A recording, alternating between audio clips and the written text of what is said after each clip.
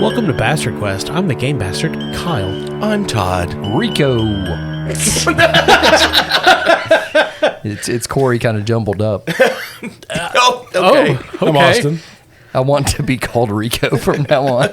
Rico cool. Suave or Johnny Rico? Oh, are you creating a nickname for yourself? No, it's my new name. Oh, It's Uncle It's going to Rico. be legalized. I don't think I can use. My name doesn't become anything else fun. It's, mine yeah. doesn't either. Lick. Yeah, that's about it. Yeah. Yeah, mine just Dot. I like it. Short for Dorothy. Oh, is that what Dot is short for? I never put that together. I thought it was short for Deuteronomy. Lola is short for Dolores. That makes no damn sense. It's true, true. though. Just fucking Peg for Margaret. Or Dick for Richard. Anyway, we play role-playing games on the air. Today we're playing I'm playing a role, Rico. we're playing Achtung and Cthulhu. Hold on, I got to go fix my Trans Am. Is that what dude's name Rico do? I have a feeling Barchog and Rico would be good friends. Hell yeah. So we've been playing Achtung and Cthulhu for a couple episodes now. If you're just joining Bastard Quest for the first time, you might want to rewind because this is probably the end of the arc. They're about to have a big boss fight, I think. Well, in relative terms. We just fought a fucking Shahalood. How much bigger, how bossier can it get? He was more like a boss friend. Oh, he's like Nagini. He's just like the henchman. Indeed. There's a giant fisherman we have to fight now. You defeated my worm. This is the Morton's fisherman. The 40-foot tall Morton's fisherman. But it's Cthulhu, so his coat is green. Okay. Well, yeah. And We're actually going to fight Jesus. He's the ultimate fisherman, right? no, I'm pretty sure it's the Morton guy. Yeah, okay. I think he's better. After consuming the fish sticks, I saw horrors which most men have not experienced. Anyway, Todd, who you play in this adventure? I am Sven. He's from Norway. Indeed. Corey? Yes. I'm playing Rico, the cool guy. I don't think that's true. No, I'm playing Sarah and her trusty dog, Operle. One of them's Australian, Yeah, okay. and the other one can speak inside of your mind That and heart. is accurate. Austin, And I'm playing Pierre Walsh. He's Canadian. he's a Canadian. Canada, America's hat, as they say. They love that. Yeah. They love when we say that. So when last we left our heroes, they were divided. Three of the characters, Operle, Pierre, and Sven, were in an alternate dimension, the Duat of ancient Egyptian mythology, trying to retrieve the Life Giver, an ancient Atlantean artifact. They defeated, as Corey alluded to earlier, a terrible worm guardian. More of a sock puppet, really. Yeah, and we're now at the entrance to an otherworldly temple where they believe the Life Giver rests. They stand before a stone doorway, golden light shining out. In the real world, their bodies are comatose inside a ruined temple of Hathor in Egypt. It is night, and outside that temple is Sarah, the Australian commando. Austin, you wanna explain why Sarah's out there? Probably tending to the garden or something. And two suspicious vehicles have just rolled into the nearby village. She can hear people speaking German as they disembark. So we're going to start with Sarah. Corey, Sarah is outside the Temple of Hathor, which is up on a hill above the village. It is the middle of the night. The two trucks just rolled in. Their lights have shut off. She can see people moving around. She's not sure how many because it is dark. You're in the middle of the Egyptian countryside. It is not as if there are street lights or any other sort of illumination. It's not a moonless night, but it's not a full moon, so you don't have a lot of illumination to work with. But you can definitely tell that there's some activity going on, and there's no reason to assume that this is friendly. There definitely shouldn't be anybody speaking German. It is 1939 in Egypt, which is under British control. Germans driving into an Egyptian village in the middle of nowhere in the middle of the night would definitely be an odd occurrence. What would you like to do? Well, let me ask you this, Kyle. One thing we can do with momentum is create a truth. Yes.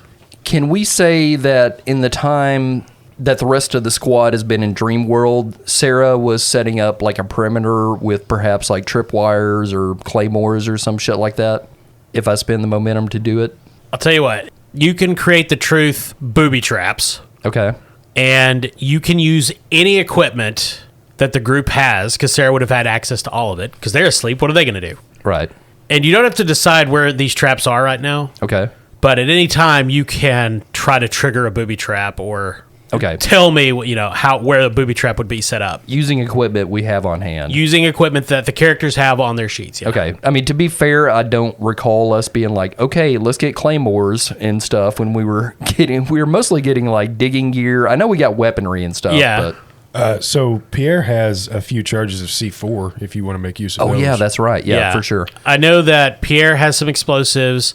Sven has a flamethrower. Okay. Yes. You all have guns and ammunition. Okay. But yes, you can absolutely have done that. I've got a disguise kit if you want to just be waiting for him.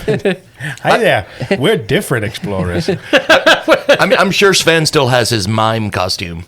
She's gonna dress up like one of the goats of the farmer. Okay, so that is what Sarah has done. Now, that would have been, of course, a flashback. We see Sarah laying all this wire and, I don't know, putting a bucket of water on a door. It's full on some Home Alone shit. Like she's got like a shovel rigged up with a spring on it to smack them when they come in. Paint cans everywhere. Oh, dog food cans. Yeah. You hear this, she hears the sound of a gate on a truck being opened. And so this is, remember, this is 1939. So it's not like they have the handles like we do now on a truck bed. They just pull some pins. Winch. And it clangs open. It takes there's like this 45 minutes to lower a truck bed. And then there's this heavy thump as something gets out of the truck. And there's this mechanical grinding and whirring. Oh, fuck.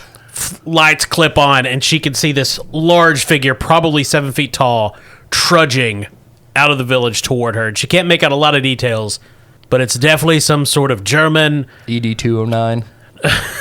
Nachtwolf cybernetic shock trooper. Okay. Covered in shit. armor. Blue lights glowing where the eyes should be. Sure.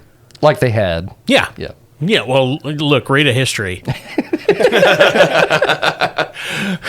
Shock of blonde hair on top. Sticking out under the helmet. So, in the Duat, Operle, Sven, and Pierre are standing before this doorway into a replica of the Temple of Hathor that is not ruined. And there's light shining out. You enter the temple, and you see a multitude of statues. When you step in, you see 4 statues in each corner of the main room. Each of them is holding a variation of the sun disk in front of them. Now, all of the sun disks that are being held are slightly different and held in different configurations. One is being held straight above, one is held low, one is held to the right, one is held to the left. Choose wisely.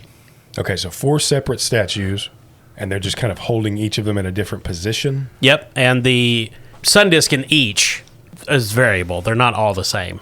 Yeah. Sven would like to use Bizarre Insight. Okay, and I'll take a threat. Yes? I get to ask the game bastard a question. Okay. Kyle, which one of the 4 is the one we're looking for? It's not the one being held to the right. Far right? Yep. Okay. 2 of the statues are one's holding one to the right, and one's Gotcha. holding one to the left. Okay, so it's right, left, up, down. Yep. Their right or our right? You're right. Got it. The English right. Stage Okay. right?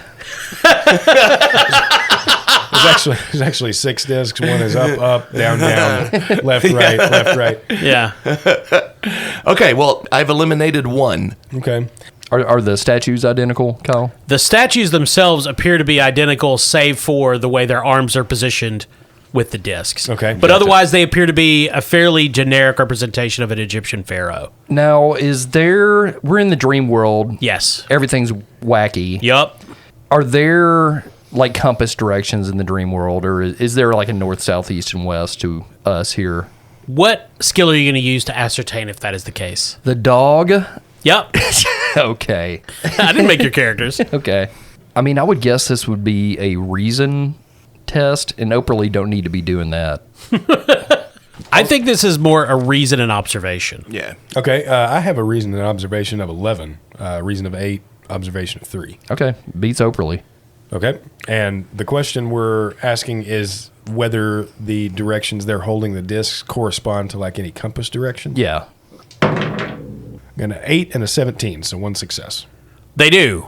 The one holding it up is north, down low is south, and east and west are right and left, respectively. Are they all correct in the direction?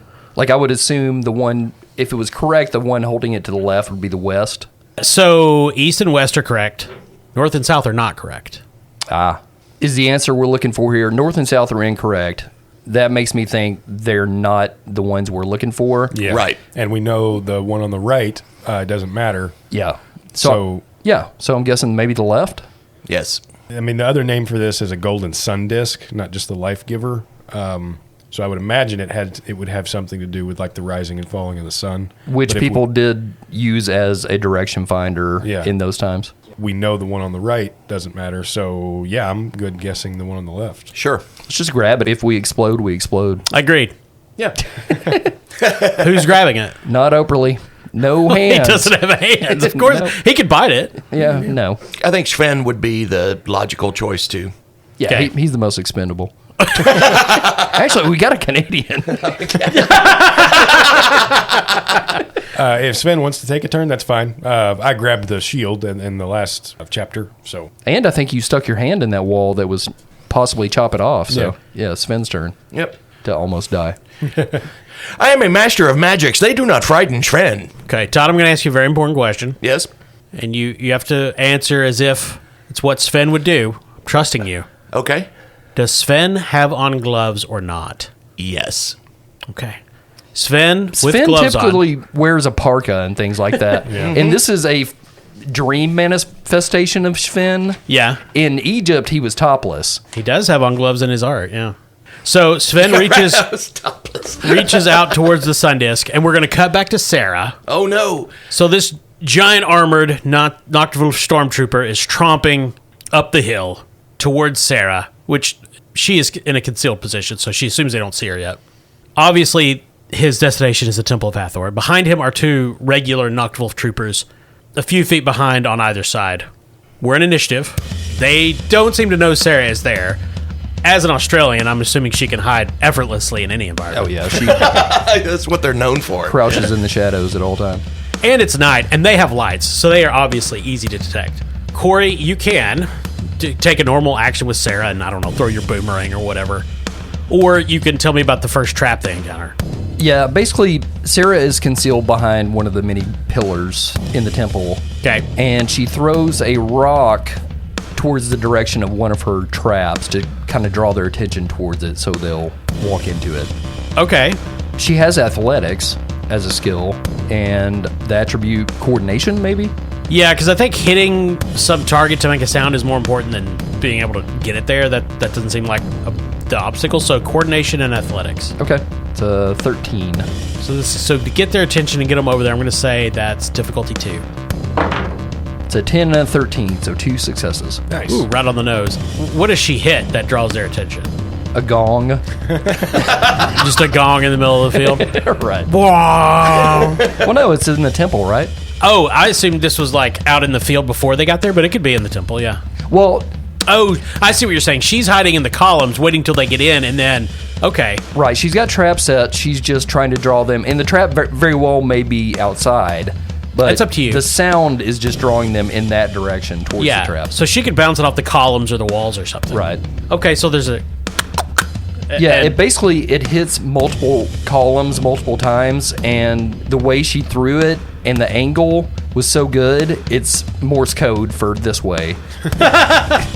So, And then because she's Australian, the rock immediately flies back into her hand like a boomerang. That's correct. so the stormtrooper stops, and you can hear the magnetic whine as his head's and the lights swivel, and you hear the troopers, Hans, what was that? I don't know. It sounded like some sort of enemy. Should we check it out, or should we send Gunther? Gunther's a giant. I don't want to say his name. He might get upset.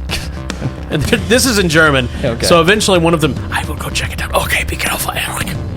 You know, it's at times like this when I realize Kyle could do an entire radio play by himself. There's He no would- need, no need for us. at all. So Gunther, this Nocturnal trooper, he's got his full face mask on. You can see him creeping. He's got a gun. He's doing the horror movie investigation, the very slow steps, the gun raised. What's going to be around the corner? I don't know. And what trap probably kills him? Yeah, on the other side of an entryway into the temple, Sarah has rigged a digging pickaxe with a spring. Oh, of course. So this trooper, I think I said his name was Gunter. No, Gunter's the stormtrooper, and the two troopers are Hans and Eric. So I don't want to confuse anyone. No, thank you. He's creeping around, and you see him.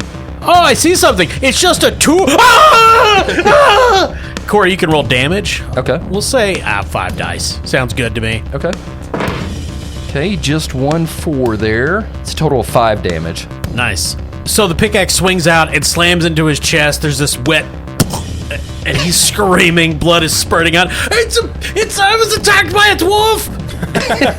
No, it's just a cutting trap. Oh, bleeding Hans.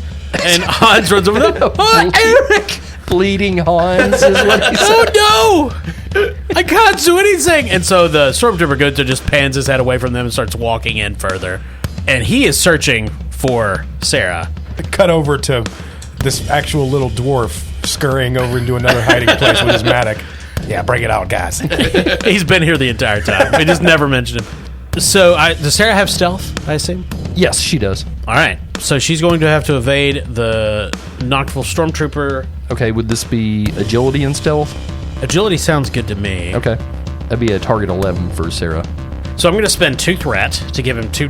well, actually, I'll spend 3 to give him 2 more D20s. Ooh. Now, he doesn't have observation, unfortunately, but you just need to get more successes than he does. Okay, I'm going to spend a momentum, too, to get an extra die. Okay, if you want, whatever.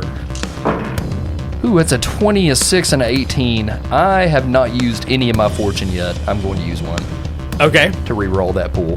Alrighty. It's a 15, and a 9, and an 8, so 2 successes. Well, I got a 19, a 17, a 16, and an 11. Oh, okay. None of which are successes. All right. So thanks, Jesus. So Gunther, the Nocturnal Cyborg Stormtrooper, is marching in deeper into the Temple of Hathor.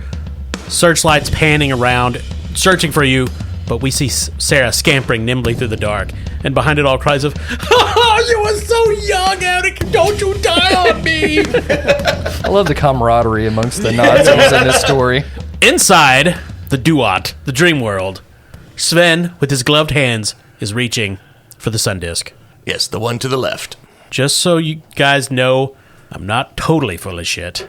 As long as whoever attempts to pick it up is both human and making direct contact with the frame, i.e., they are not wearing gloves. Oh, shit. Oh, wow. The depressions in the frame read their prints and deactivates the electrical discharge defense system. Oh, my Holy God. shit. And if Operle would have tried, he would have been fucked, because you have to be human, right? Yeah, you have to be God human. damn. Almost killed the Otherwise- fucking dog, Kyle. You almost killed the dog. I did nothing. So, Todd, I'll let you roll Okay. 5 dice, 5d6s. Fucking, why am I Norwegian? A question every Norwegian asks themselves every day.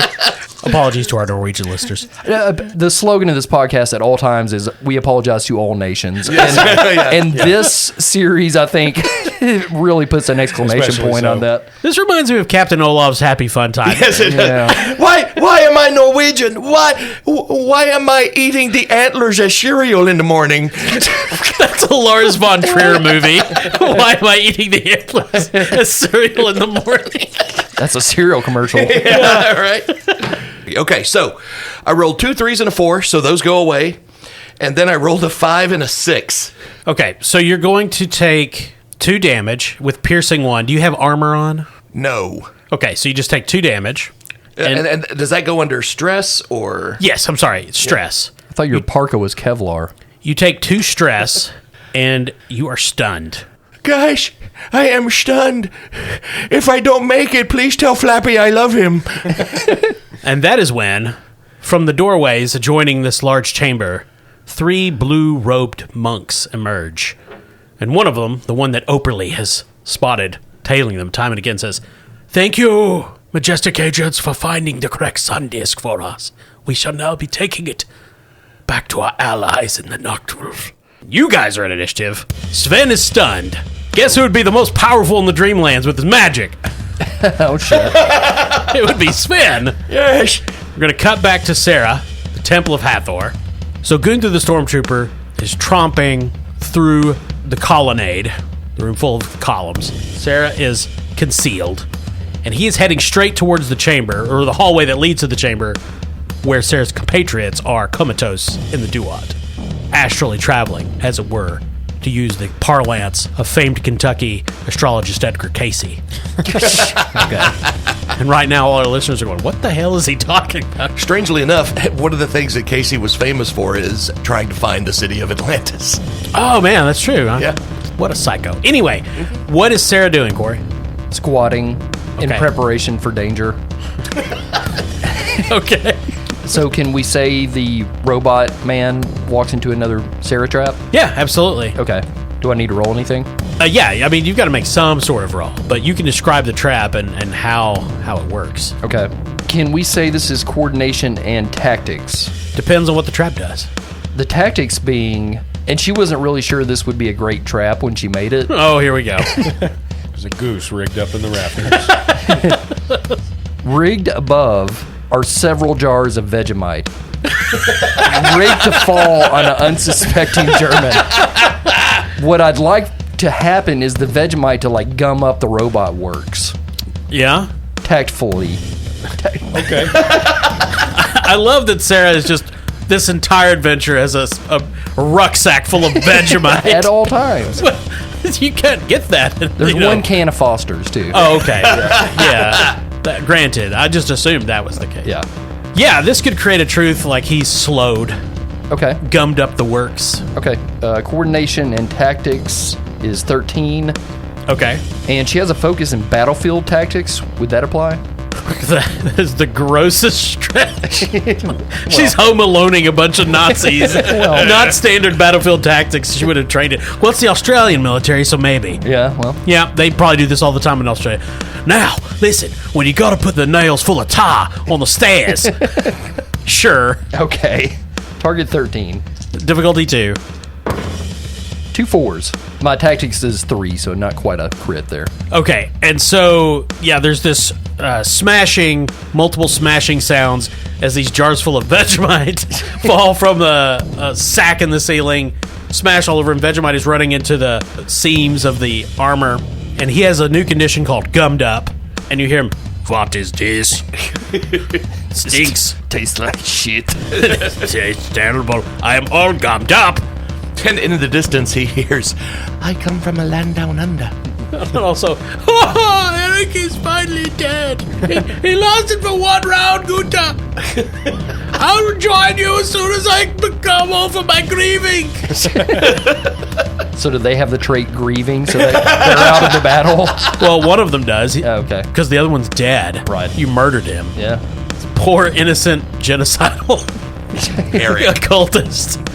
So, Gunther, now, despite being gummed up, is again going to search for Sarah in the darkness. So you're going to need to roll your stealth against him. Okay, agility and stealth is target 11. Alrighty.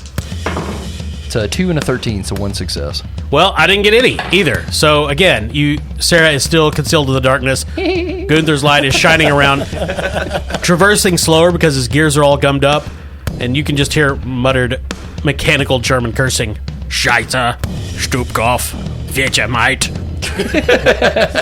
In the sanctuary, where Sven, Pierre, and Operle went under for their astral travel, Sven momentarily blinks into wakefulness because the stun knocked him out. For 2 rounds, he's in the real world. Ooh. Todd, Sven struggles up, blinking, looks straight down the hall, and sees this giant armored Nazi cyborg stormtrooper looking around amidst the colonnade. And he hears, of course, another German crying out for his lost Eric. You can act right now in the real world. Because in 2 rounds, you will be pulled back into the Duat. Flamethrower. Okay. All right. Sven sits up and immediately takes note of his surroundings. He sees Operle and Pierre both still comatose, and he hears the clanking, slow-moving steps of the stormtrooper. He looks up, he sees the blue eyes shining, and thinks to himself, I think it's time for an Oslo barbecue. He grabs his flamethrower and springs into action. Okay, so what skills are you using? Coordination and fighting, that's going to be a target number 11. Okay, so it's difficulty 1, and you can have a bonus momentum to use just for this roll because he's gummed up and can't dodge at all. Okay, so we get an extra momentum? Yeah, which you have to use it on this roll. So you could either use it right now to roll an extra d20, or you could use it later on damage. But you can only use it on this roll. It's difficulty 1. I'll bank it for the damage. All right. Right, target number 11. That's an 8 and a 13, so 1 success. Well, that's all you needed. So roll your damage for the flamethrower. It is 5, so that'll be 6d6 altogether, correct? Correct. Okay, so 2 6s, a 5, and a 2, so that's 5 damage and 2 effect? 3 effect. 3 effect. Nice. What effect does the flamethrower have on I'm going it? to guess burn. Hot. Hot water burn baby. Yeah. I haven't heard that in a while. Oh my God. Okay. Is there a Rain Man role-playing game? There is, but it's just a box of toothpicks. Gosh. Okay. Is the goals are things like getting to a TV in time for Wapner? It says persistent 4. I'm pretty sure that means persistent means he keeps taking damage each Okay. round because Yeah. he's on fire. So he takes like 4 damage each round? Nice. Yes. So he'll take 4. I believe he'll take 4 damage each round, and he should take it That's each total, round for each effect. It's a total of 5 damage. Wow. Well, for each effect, that's 3 effects he rolled, so Yeah. So it'd so be 12 damage every round? no. It would last rounds equal to the effects. Got it. So 3 rounds, he's taking 4 damage each round for 3 rounds. Correct. So this stormtrooper is on fire. He turns slowly towards Sven. Scheisse Norwegian. And Sven says, I haven't had this much fun since I hung the black young leader from the yew tree. And so one of his arms comes up, and it's holding this huge rotary cannon. And he says, "Die, Sven." Well, it rolled a 20 and a 17. Oh, wow. So the cannon whirs, then click, click, click. It's jammed. Well, yeah, the heat from the flamethrower like hardened the Vegemite. So now he's not gummed up, he's caked up. Yeah, so his gun is Fucking jammed. Vegemite. And you see his head kind of tilt down towards it with as much motion as he has. This day just keeps getting worse and worse. So he's on fire. So back in the Duat, Sven has disappeared, and the sun disk clattered to the floor. The blue robe monks are advancing, hands raised, chanting. Terrible eldritch powers beginning to collect around them, and either Operle or Pierre can act. Do we know how to get out of this state? You have no idea. Sven knows. Oh, shit. Like instinctively, or he does now that he's Yes. okay. Okay. He's Norwegian, Austin. Of course he knows how to get out of the Egyptian dream world. Okay. Wait, No, wait. it's because he's magic. Are you saying you don't have a Norwegian dream guide? I was born with one. All right. So thinking quickly, Pierre reaches down and scoops up the disc. So, Austin, does Pierre have gloves on? He does not. Okay. Sketchy, but I'll allow it. Well, he didn't have gloves on either when he shoved his hand into the thing that was supposed to recognize human DNA. That's true. That's true. He So- did not. And I would imagine if he did, after seeing what happened to Sven, he probably took them off.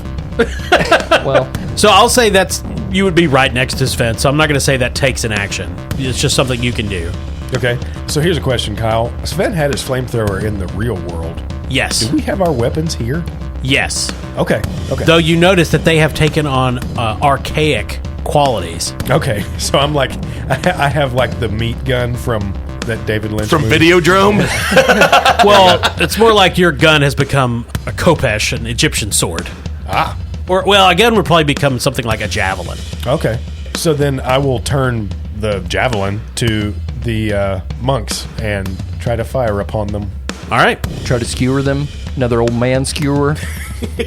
All right. Coordination plus fighting, Austin. All right, let's Difficulty see how 1. many I can line up on this thing. That's a target number of 14. It's a 16 and a 13. 1 success. That's all you needed. Roll damage. Okay. Same damage. Same damage. It just takes on a different aspect in the duo. 1 and a 5, so 2 damage and 1 effect. Does your gun normally have an effect? Vicious. So 3 damage. Okay. So the javelin sails across the room, slams into one of the monks, piercing him in the abdomen. He cries out, "Ah!" My abdomen. And his body disappears, and the blue robes fall Jedi-like to the ground. Pierre gets an idea. Cool. he starts a little company called Apple. Corey, are we still telepathically linked? Yeah, it's never been taken down yet. Okay, all right. So he thinks to himself, hey, Operle, you there? Hello? Yes. So we can get out of here if we take damage, maybe. I don't know. I've taken a lot of damage. I'm still here. That's true. So would we understand why that happens here and not outside the temple? Kyle? Did Austin just kill that guy? Is that what happened? Yes. So the way it works, from my reading of the adventure, is that if you were destroyed in the dream world, you snap back to your body, but you're still comatose for the 24 hours that you're down. It's a little different for these bad guys because they can enter the dream world willingly. And they're more magic than us. They're way more magic. So if they get knocked out, they're just back. Oh, okay. So that's why Sven was immediately gained consciousness when he went back, because he's magic. Yeah, I mean, that's kind of the way I interpret it. Like, while he's unconscious in the Duat, he's conscious in the real world, but the moment his stun ends, that's why he's going to get pulled back in. Pulled back in, yeah. Because he hasn't been, quote-unquote, defeated. Gotcha. Okay, so maybe that doesn't work. I thought maybe that was a shortcut out of here. It sort of works in that if one of you took enough damage, you would get knocked out of the dream world. You'd just still be in a coma. You would still be unconscious. Okay. Yeah. And actually, their goal is to Do that? do that, Yep. because then they want the disc, of course. Right. So one of the monks is stepping forward, moving his hands in an incantation and chanting a spell at... Wait, doesn't Operle get to go before him? No. Well, players go first, right? Yes, and Austin just went. And then... a bad guy. Players. Oh, Dogs have feelings too, Kyle. no. And they're hurt now. So I hope you're happy. Well, I rolled... He's attacking Austin, so you're welcome. Yeah, okay. Austin, this blue robe monk, conjures this scintillating, lurid green sphere and hurls it at Pierre. It slams into him, wraps around him. These eldritch green bolts start arcing across his body. You're being drained of your life force. You take 6 stress. Oh, Dang. Unless you have... Nope. Okay. I have no soak. So you're going to take an injury. Well, obviously, 6 stress and an injury. And I assume you... I know some of you have taken injuries, but I don't... Have you? Is that your first one? That is my first one. So take drained. And now it is Operle's turn. Okay. So there's 2 monks left, right? There are. One has already shot his wad, as to say. Perhaps. Yeah. Maybe he's got more wads. These guys are full of wads. And you said the other one is in the process of casting a spell? Yes. And maybe the exact same spell. Operle's not sure. He's not a sorcerer. Operle's going to use thought sending Okay. because he's psychic. Yeah. Basically, with thought sending, I can send my thoughts into somebody else's head. Yes. I'm trying to distract him so he fucks up his spell. Okay. Yeah, you can attempt that. Okay. It's difficulty 1 to send a thought. Okay. What is the thought? Operle sends a thought into his head. Did I leave the oven on? So so you have to have at least 1 success to do it. For Okay. every success over that, you can increase his difficulty by 1. Okay, to send a thought is will and observation, so that's a target of 13 for Operle. All right.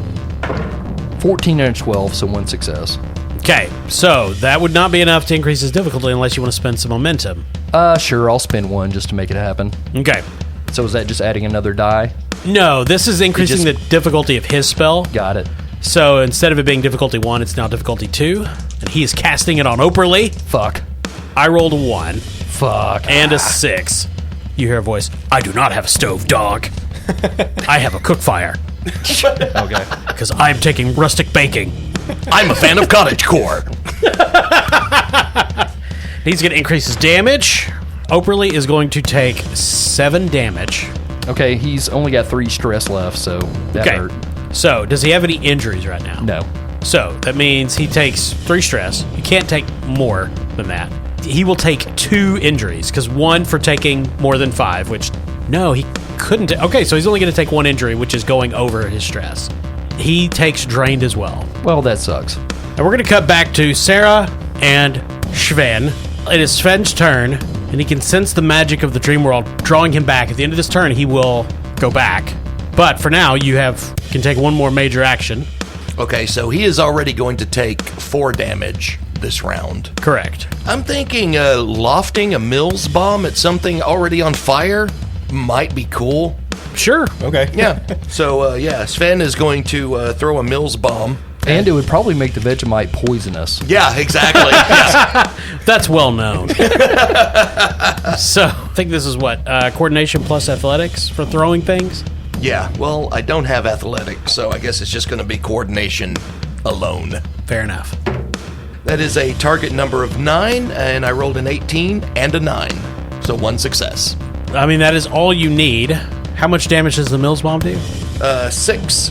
Sven was quite the softball player back in Norway. It's a national sport. Yes, but in Norway, the softball is a gopher's head. See. 2 4s and a 3, but I got a 1, a 2, and a 6, so that is 4 damage, 1 effect. What effect does the Mills bomb have? Stun. Okay. So there's this ear-splitting explosion. Huge chunks of the stormtrooper are blown off. It stumbles backwards, slams into a column. Dust and debris is falling from the ceiling. It is stunned this round, so it's not going to do anything. The other German trooper, the one with grieving as their new truth. It's okay, Guta. I don't want to lose you too. He's just planning the wake.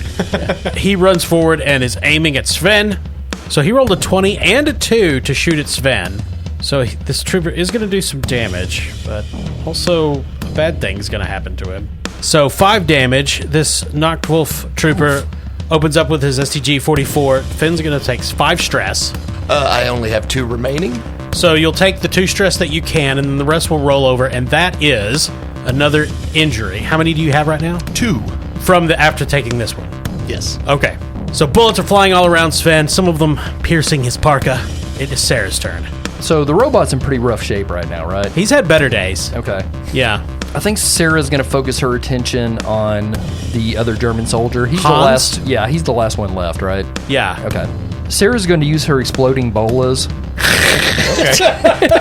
Yes. Forgot about those. Yeah, and throw it at his knees to try to wrap him up like you usually do. Like, Sure. how Batman uses them. Yeah. I guess that's correct. The bat bolas. Yeah. So I think ranged weapons are coordination and fighting. Yeah, I think generally that's how we've been doing it. Okay. Her coordination is 10. Her fighting is 4. She has the talent sharpshooter. When you take the aim minor action before making a ranged attack, the first bonus d20 you get costs 0 momentum. Oh, nice. So just an extra free Holy d20. fucking shit, Corey. You just reminded me I have that talent, and I have not used it once. Well, I've also got They Don't Like It Up 'em, which is the melee version of that talent, and I forgot about it too. Sharpshooter also gives the attack piercing. Yeah, friendly reminder to all players out there, read your fucking character sheets. Yeah. For this game, we played like a dozen times. It's probably our 20th session of Achtung Cthulhu. Though, granted, that has been spread out over 2 years. Yes. Yeah. Would this be considered close quarters? Yeah, it's inside. This is not a large room. Okay. Well, I mean, it's large for a room, but it's not large for outside. Right. I'm not sniping. No. Okay. So target 14. It's a 20, a 13, and a 5. So I got a complication, but 2 successes. So you only needed 1 success. So the complication is going to be that Sarah has revealed her location. Okay. But the bola is going to slam into Hans and wrap around his legs. Okay. Now, does it explode automatically, or how does that work? Well, I can use it non-explosive or explosive. Wonder which one he's going to pick. Non-explosive is 4D and snare. Right. Explosive is 6D, snare, and vicious. So he's still tied up even if it blows up. That's right. Okay. Which one? Explosive. Sure. So that's 5 damage, 2 effects, being vicious. I don't remember what that does.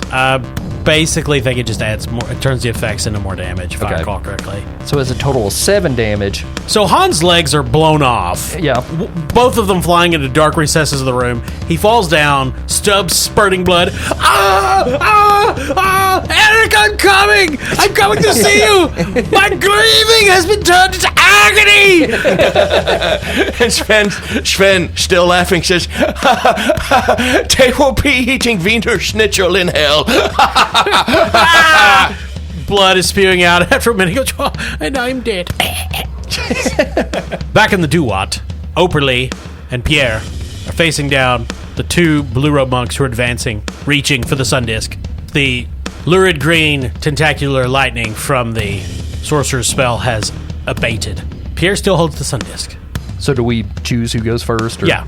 Either of you can go first. Corey, does Operle want to go first this time, since I did last time? Yeah, Operle will go. Operle is going to bite one of them in the face. Okay. Take this, last airbender-looking motherfucker. He's going to use brawn and fighting. Okay, he's going to resist with his brawn and fighting, which I will warn you, they're not very good at. Okay, Operle has a 14 in brawn and fighting and a focus of get him at 3. Theirs is not that good. It's an 11 and a 6, so 2 successes. Okay, well, I got 1 success, so you definitely beat him. Roll your damage. Okay, he's got his metal teeth retainer in, Sure. so that's 5 damage. 4 damage, 3 effects, which is piercing. He doesn't have any armor anyway, but that is more than enough. There's a snarl, a snap, spurt of bone and blood, and then that monk disappears, and his robes fall to the ground. And Operle is left biting nothing. But for a moment, he tasted icky Yog-Sothoth blood. Tastes like grapes, which are poison to dogs. The other is going to try to lunge for the sun disk. He's going to be an opposed test with Pierre. Okay. He's using his agility and his athletics. All right, I'm going to use agility and fighting to parry him and try to actually do some damage at the same time. Well, let's see if you win. Okay, target number 13. I'm going to spend a momentum here. Oh, I got 2 8s and a 20, so 2 successes. And a 20? And a complication. So you definitely beat him. He rolled no successes. So if you want to spend those momentum, I'll let you roll damage on him right now. Okay. Yeah, I will spend those. And let's see, how do I do hand-to-hand damage? I mean, you can just try to slash him open with a sun disk if you want. So not only does he kind of parry the lunge, but he kind of judo twists the monk's arm around and flips him over and takes the sun disk and proceeds to start to slash at him with the edge of it. So Pierre swings the sun disk up to try to hit the cultist. The cultist steps back, Now but take that, you hoser. for a moment, the sun disk is locked between them with its facing towards the cultist, and he locks eyes with it, and he's staring, and he starts to shake, and you hear some words from far away in a language you don't understand speaking, and the cultist begins screaming, clawing at his face, and then he explodes. Oh. He doesn't disappear. His body explodes and spreads red-gray mist, blood splatter across the back of the walls, and you get the idea that this guy didn't go back to the real world. Oh, And I thought this thing was called the Life Giver. That's but fucked up. Thanks to his 20, Pierre is going to take another injury called traumatized.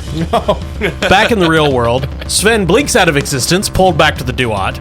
Gunther the cyborg pushes away from the column, still on fire. I will destroy something. I see you, Australian. I can smell your stink. You smell of koalas. That's still the Vegemite. Fucking road. So the Nazi cyborg is advancing on Sarah. Corey, what would you like to do? So it's Sarah's turn. It's Sarah's turn. It's only she and the stormtrooper left. So Sarah, angered at this German sullying the good name of Koala, springs into action, leaps on his back, He is on fire. doesn't leap on his back, slides underneath him between his robot legs, and unloads a salvo with her infield service revolver, which has the quality of vicious when she uses salvo. Oh, okay. She's also using sharpshooter, so she gets an extra d20. Okay. Coordination and fighting, target number 14. This is close quarters, so crit range is 4. 2 15s and a 1, so 2 successes. You only needed 1 success. So you can bank momentum or use it on damage. I'll use it on damage. All right, roll your damage. Okay, damage die is 4 with the revolver. That's 3 damage, 2 effects, and vicious is used here because of the salvo, so 5 damage. Shots echo through the colonnade of the Temple of Hathor, bullets piercing the stormtrooper's armor and finding its way to his heart, As Sarah does. which no other woman could ever do. And he mutters, Oh, you melted my icy heart. "Damn it." And then he tumbles over, still burning, smoldering, and stinking. Hours later, when Sven, Operle, and Pierre finally come out of their comatose astral state, I like the fact that Sven blinked back into the netherworld just in time to see, like, all of the blood and viscera on the wall from the exploding monk, and then suddenly, boop, back in the real world. Plus a very hurt Pierre and Operle. Yes. Pierre holds the sun disk. The 4 heroes slip out of the Temple of Hathor, get in their truck, drive quickly across Egypt, And a 12 few miles hours an later, hour. are in the air in Mossy Pete's airplane, heading back to the States with the sun disk in hand. Heroes again. I need to see Dr. Cunningham. Very hurt. I wonder what Flappy's doing. He's still swimming. Actually, now he's having to turn the other way because we're going west. It's just the sea lion just, oh, Durgert. He starts swimming towards New York. So that is the end of our Egyptian sojourn in Fun. Shadows of Atlantis. Super fun. Love this game. Yeah, that was awesome. Oh, we're beaten and battered, but we did it. Yeah, that was Yeah. that was a tough one. So how many entries did everybody take? I took 2. I've got 2. Sarah's fine. She took no stress, no injuries. Operle, on the other hand, got banged up pretty bad. Yeah. So there are 5 more adventures Okay. in Shadows of Atlantis. Wow. I'm down. Which we'll definitely play a few games in between, whichever the next one is. However, For sure. you have some options. You could go to Nepal, India, Persia, or British Honduras. Oh. What do you guys think? I don't know. In Nepal, Sven might start to feel a little more at home. Yeah, I was about to say we could go straight from desert to mountainous snow. Yeah. Turns out Nepal's actually a desert. Yeah, common misconception. Really? Yeah. Very low altitude. Jeez. So, I mean, you could go to Nepal. That could be our next Yeah. stop. Let's do it. Sounds good. Now, will we be playing all 5 of those, or with this being kind of a choose your path, are there some we're gonna? I'll have to reread them. I think there's... I know you'll play most of them. I think there might be one of them that you don't have to, depending on the choices you make. I think in Sven's mind, going to Nepal, he's very excited to meet the Dalai Lama, which he actually thinks is a magical llama. A doll of a magic llama. Could be. We'll see. I'm sure it will be a completely historically accurate Nepal. There won't be any rednecks. No, not at all. Alrighty, well, man, I do like Achtung, Cthulhu. Yeah. One of my Super faves. fun. I love the game, and these are some of my favorite characters we've created. I like it a lot. Yeah. Definitely. And I have to recommend Shadows of Atlantis. I've never been a huge fan of written campaigns. This one has impressed me. The book's well written. It's a cool story. Yeah, got some great art in it. Oh, yeah. Cool story, easy mechanics. I mean, it's great. 2D20 is awesome. I love it. First of all, we would like to thank all of our patrons. Thank you so much for your continued support. I hope we're worth it. And we try to feature Patreon members whenever we can. Of course, Operle is a Patreon member, and he's the dog. We'd like to thank Hans and Eric and Gunther. No, those are not. Those are not real Patreon members. We do have an Eric, but I don't think that one's this one. We would also like to thank our sponsor, Barrel and Bond, 100 Broadway Street in beautiful downtown Paducah, right there on the banks of the Ohio River. You have to go into a doo-wah to pee. You only get a limited amount of time before you blink back out. Yeah. And also, if you are a fan of RPGs, and God, why would you be listening to this if you weren't? And you need some good dice, we recommend NorseFoundry.com. Norse Foundry, they make dice out of everything you can imagine. Again, not true. Mostly metal. Yeah. And Coming soon, Vegemite dice. Gross. it's Marmite. It's not. It's not Vegemite. That's totally wrong. Yep, and if you put in the discount code CHAM at checkout, CHAM, you get 10% off in the most bastard way possible. Absolutely. And they do have really pretty dice. And if they're you're, amazing. like we are, middle-aged, and you don't know what to spend your money on because And you can't. sad. And sad, and you can't go out anymore because you're old. Yep. Buy dice. It's true. Have a reasonable midlife crisis. Yeah. Don't Yeah. get a car. That's stupid. Yeah, just get some nice dice. Yeah, get $50,000 worth of dice. Yes. You know. Kyle, is there something you want to talk about? I bought a lot of dice, guys. They said something about a moving truck. I don't know where we're going to put them. Kyle's being evicted. At 20,000 D6s. That's the only reason we're recording in the basement. It's because upstairs is full. Yep. It's just dice. A bunch of D4s. It was a bad choice. Dear Lord. Kyle dives into them like Scrooge McDuck. Oh, that would hurt. Just one time. Once. You only do it once, and then you learn. Well, thank you for listening. Yeah, we appreciate it. And if you want to check us out on social media, we're on all the usual suspects. Yeah, and if you don't mind telling your friends about the show, if you got some idiot friends that might like this, and give us a rating and all that stuff on whatever you use, Spotify, Apple, what have you. Yeah. We'd really appreciate that. Thank you, everyone. Thanks, I'm Kyle. I'm Todd. Corey. Austin.